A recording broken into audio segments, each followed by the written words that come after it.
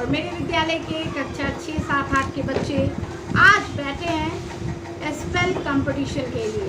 आज हम लोग तरंग मेधा उत्सव के अंतर्गत स्पेल बी कंपटीशन का आयोजन किए हैं और इस स्पेल बी कंपटीशन में मेरे पास यहाँ बच्चे मेरे साथ हैं जो काफ़ी होनहार बच्चे हैं और इन बच्चों के नाम यहाँ ए ग्रुप बी ग्रुप करके हमने डाल दिया है और ये अभी स्पेल बी कंपटीशन में अपने स्पेल्स की कैपेसिटी को डिलीवर्ड करेंगे। ये हमें बताएंगे कि इनको कितना ज़्यादा स्पेलिंग आता है।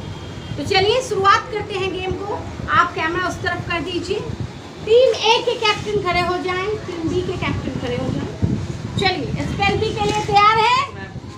आपका टीम आपको पता है? Yes ma'am. कौन जवाब देगा, है ना? चलिए बैठ जाइए तो। Okay Ashish, Ashish, give me the answer, give me the word meaning of abnormal. Abnormal मतलब Stand up. spelling ABNORMAL. Abnormal. Again tell. ABNORMAL. Very good. Abnormal. Sit down. Now next. Regular. Rehanul. REGULAR regular. Very good.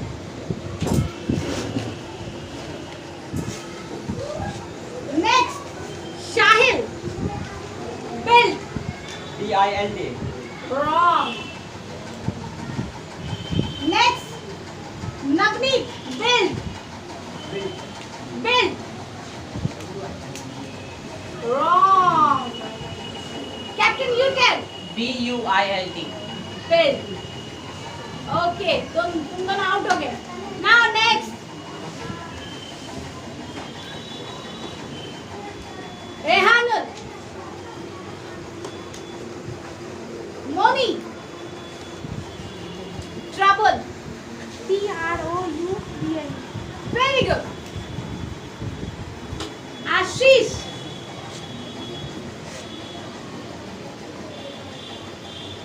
Kishan.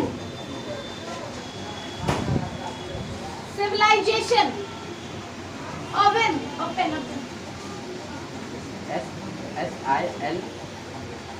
My God. Satyam. Civilization.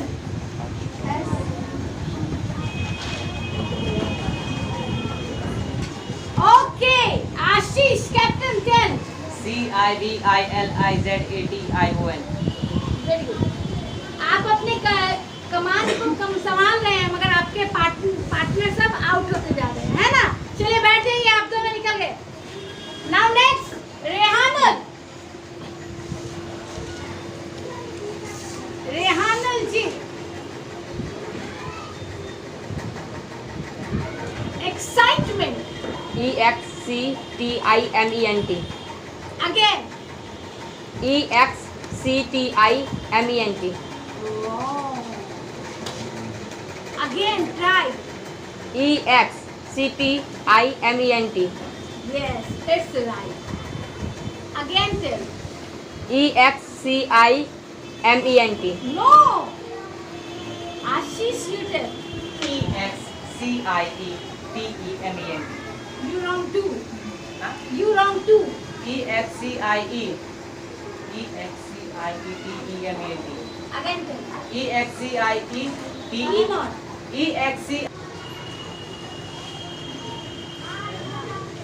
Amarjeet, essential.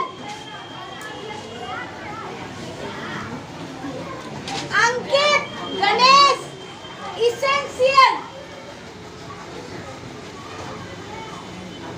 Ashish, essential. ESSENTIL. Again tell.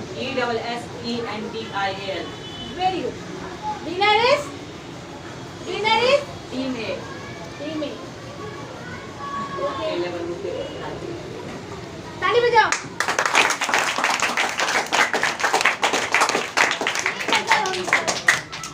पढ़ाई की ये नजर।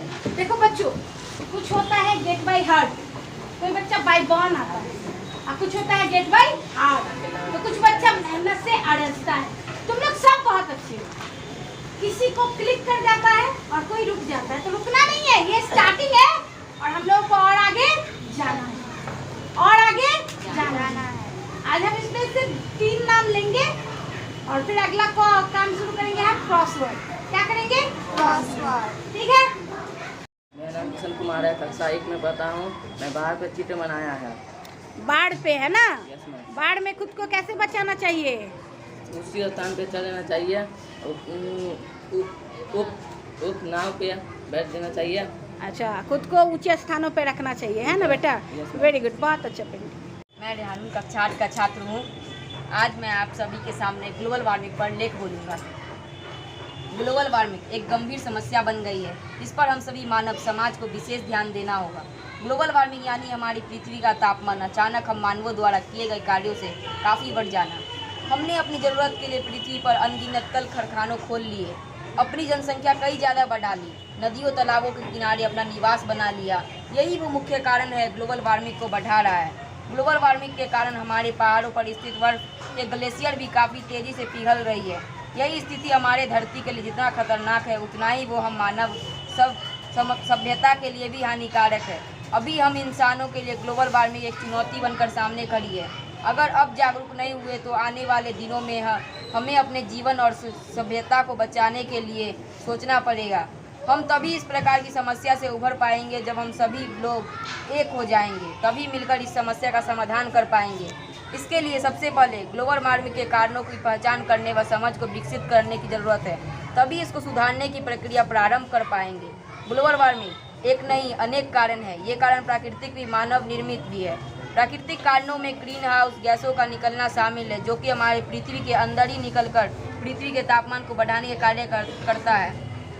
इसके अलावा ज्वालामुखी विस्फोट भी global warming के लिए जिम्मेवार है। कहने का तात्पर्य यह है कि इन विस्फोटों से लाखों टन कार्बन डाइऑक्साइड निकलता है, जो कि ग्लोबल वार्मिंग को बढ़ाने का कार्य करता है। इस प्रकार का ग्लोबल वार्मिंग का भारी समस्या के रूप में हमारे सम्मुख खड़ी है। इससे हम तभी बाहर निकल सकते हैं जब हम समाज और सरकार मिलजुल कर इसके लिए जागरूक होकर कार्य करें। धन्यवाद। मैं आशीष कुमार कक्षा 8वीं का छात्र हूँ। मैं विज्ञान विषय के लिए कुछ बोलूँगा।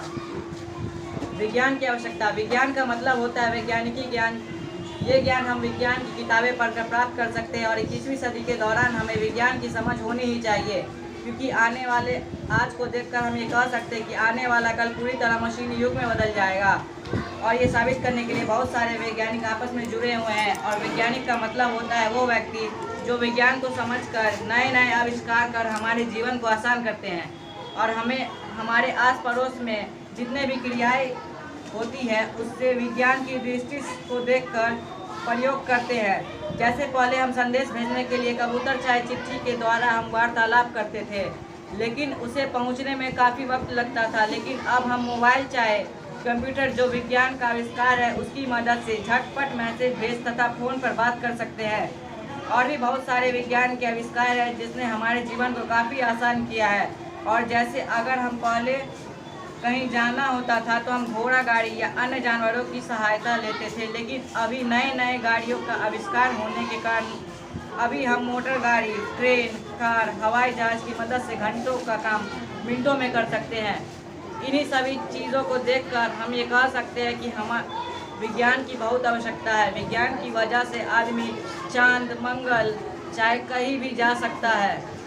और हमें गर्व है कि हमारा देश भारत विज्ञान के मामले में बहुत आगे है।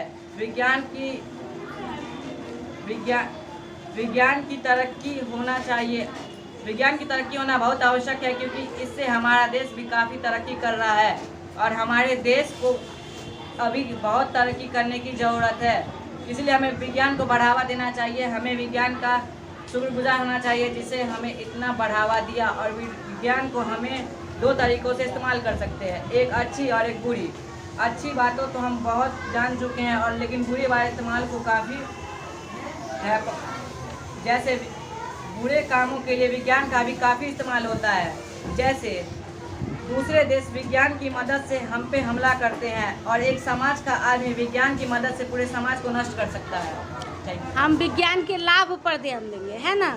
विज्ञान हमारे जीवन में कैसे बदलाव लाया है, तो हमारे जीवन को गति प्रदान किया है ना। अभी क्या हो रहा है, विज्ञान की मदद से हम क्या कर रहे हैं, तो चांद पे चले जा रहे हैं, मंगल पे चले जा रहे हैं, हम क्या करें, कंप्यूटर की मदद से जो पढ़ाई आज सरकारी विद्यालय में दरभंगा बिहार में पढ़ रहे हो, दिल्ली में भी इसी तरह की पढ़ाई हो रही है। तो यानी कि हमारा पढ़ाई लिखाई, हमारा पहनावा, हमारा खान पान, हमारी सभ्यता संस्कृति हमको एक कर रही है। क्या कर रही है? एक कर रही है। पहले विज्ञान का अभाव था, इंटरनेट नहीं था, कंप्यूटर नहीं था, मोबाइल नहीं था, तो कहाँ क्या हो रहा है हमको सही सही जानकारी नहीं हो रही थी। लेकिन अभी क्या है, किसी का इलाज करना है तो सही जानकारी हो रही है, कहीं अपराध हो रहा है उसकी खबर मिल जा रही है, कहीं अच्छा हो रहा है कहीं बुरा हो रहा है, इसके बारे में जानकारी देकर हम क्या कर रहे हैं, अच्छे कामों को आगे बढ़ा रहे हैं।